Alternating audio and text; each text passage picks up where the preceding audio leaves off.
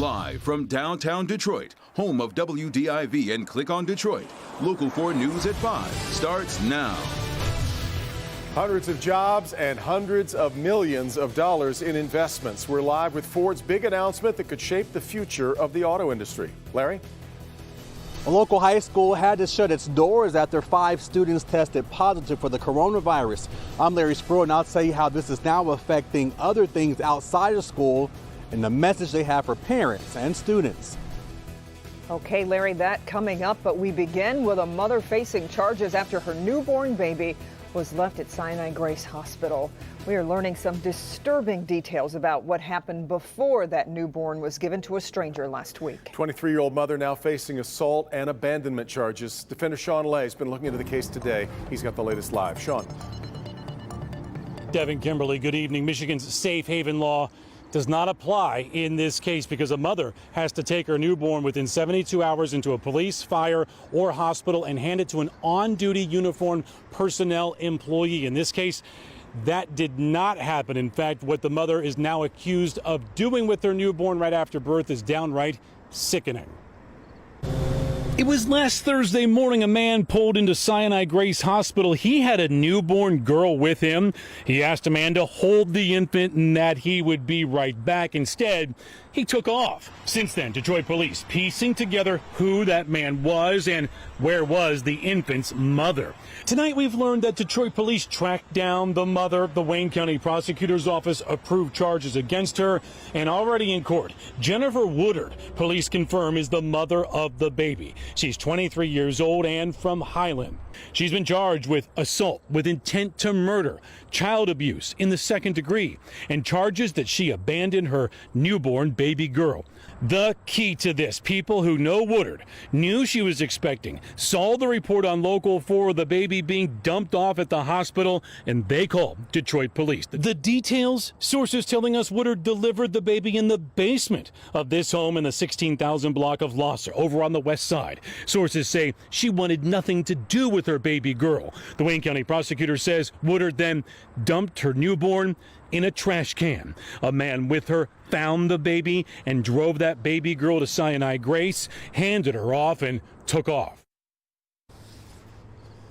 Back here live, we are told that infant suffered from some serious bleeding due to complications from being dumped in the trash can and being born at home. Right now, the condition of that newborn is unclear at this hour. Woodard herself down at the county jail. She's being booked, we're told, late this afternoon, being held on $50,000 bond. And guys, keep an eye on this one. Others may be charged as well. Back to you. We sure will then. All right, Sean. All right, let's move now to Decision 2020 and this afternoon's Twitter battle breaking out between President Trump and Michigan's Secretary of State Jocelyn Benson. It was sparked by an issue on these ballots that put the wrong running mate next to President Trump. Today, in a tweet, the president called Jocelyn Benson, quote, a Democrat Trump hater. Mara McDonald is live with more. Mara, Benson says it was a mistake. Well, Kimberly, it was a mistake that resulted in about 400 ballots being downloaded and heading towards Michigan's overseas and military personnel. And apparently, as we've learned today on Twitter, the president has been made aware. Here's the ballot everybody's talking about. Notice something off. Underneath Donald Trump's name is Jeremy Cohen. Who's Jeremy Cohen, you ask? Well, he's the Libertarian vice presidential candidate who happens to go by his nickname, Spike. About 400 of these messed up ballots were downloaded according to the Secretary of State. Their destination, Michigan's military and overseas voters. As you can see, the president tweeting out today he's aware of what Jocelyn Benson's office is calling a computer glitch in the system. Now, she responded to the president's tweet as well. And here's the fix. For any overseas voter who gets one of these ballots, they will get a follow-up appropriate ballot with instructions to ignore the first one.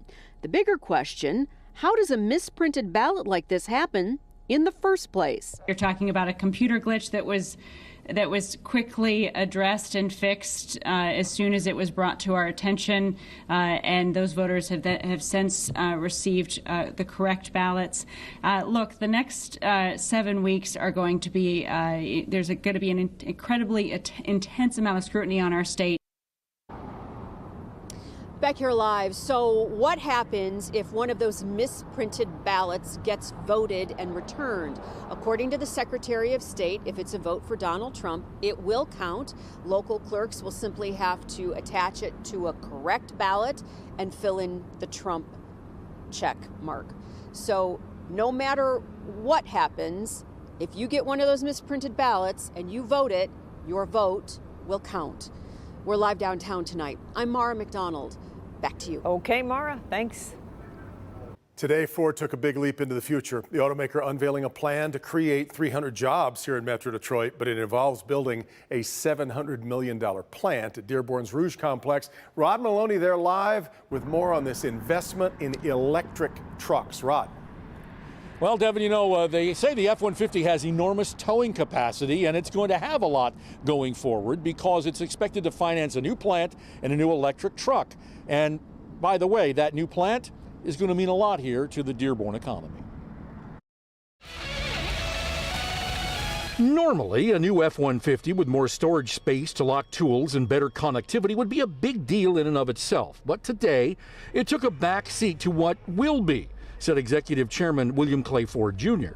Well, today I'm pleased to announce that the new Rouge Electric Vehicle Center, which is under construction right behind me, is where we are going to build the first ever all-electric F-150. And this zero-emission F-150 will be on the road 2 years from now. The massive new plant already under construction will build both the batteries and the vehicle itself. It'll also bring 300 new jobs to Dearborn.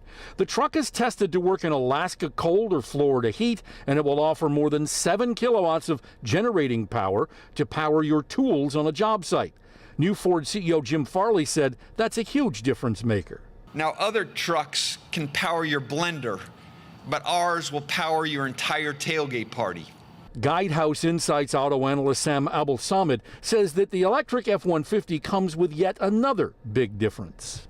The electric F-150 will have about 40% lower total cost of ownership over its lifespan. And, you know, that includes, you know, that's when you factor in the price of the vehicle, service, fuel, and for commercial customers, that's a really important part of the equation. Now, this was more about the Rouge plant than it was the F-150, even though listening to that, you wouldn't expect that. But Bill Ford said, look, we need to have a good manufacturing base in this country.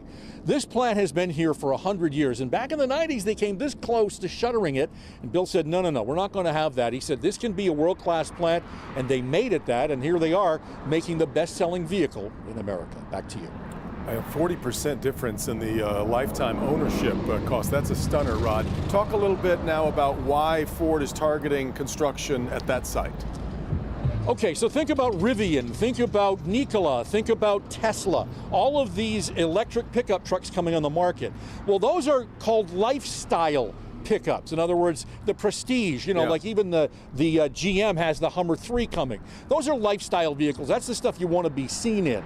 So Ford's going, okay, you guys can have that corner of the market. We want the guys who actually work for a living in terms of doing hard, tough construction. We're going for them because there's money to be made there.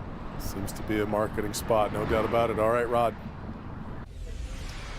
Well, now to the coronavirus, with the state reporting 150 fewer cases today. Michigan added 829 cases and is reporting 9 more deaths from the virus. Now, Novi High School is closing its doors and moving all of its students to virtual learning for the rest of the week because of an outbreak. 5 students have tested positive for the virus, but school officials don't believe it's spread in the classroom. As Larry Spruill reports, they're worried about things getting worse. School leaders say 5 students tested positive for the coronavirus, and now the school is shut down for the rest of the week. Students are only doing virtual learning in order to get things under control. This week we had a report to the school of a positive case, and then we had a report of 4 more positive cases. So all told, by noon yesterday, we had a total of 5 positive cases in the district. Superintendent Steve Matthews with Novi Community School District says they immediately shut down the high school, allowing only virtual learning. Right now, they're narrowing down the cause. It appears that the cause was outside of school. Students, riding together in a car, students being together on the weekend, students being together without taking appropriate precautions of mask wearing and social distancing and those kinds of things. Matthew says he's urging parents and students to be safe to prevent things from spreading. It's those activities that occur outside of the school environment that really cause us concern, and so we're really working with our parents to help them understand that if we want kids to be in school, we need to have them engage in safe practices outside of school as well. Now, speaking of outside, they also had to cancel this weekend activities. So our athletic teams are canceled through Sunday, through the 20th. And so we'll not have games or practices through this weekend. And I talked to several parents today. They did not want to talk to me on camera, but they did say they agree with the district decision. Reporting in Novi, Larry Spruill, Local 4. Okay, Larry, the Oakland County Health Department is investigating and doing contact tracing to try to stop the spread.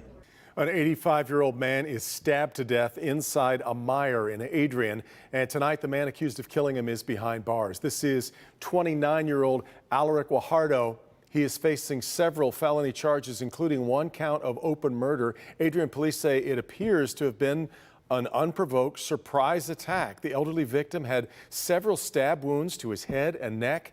A CPL holder held Guajardo until police arrived. We're just getting started here today at 5. Let's check in with Andrew. He's in for Ben. Hi, Andrew. Hey there, Kimberly and Devin. Beautiful afternoon, but it feels more like fall with temperatures in the 60s. How much lower do they get for tomorrow and the weekend? More on that in your weather forecast coming up.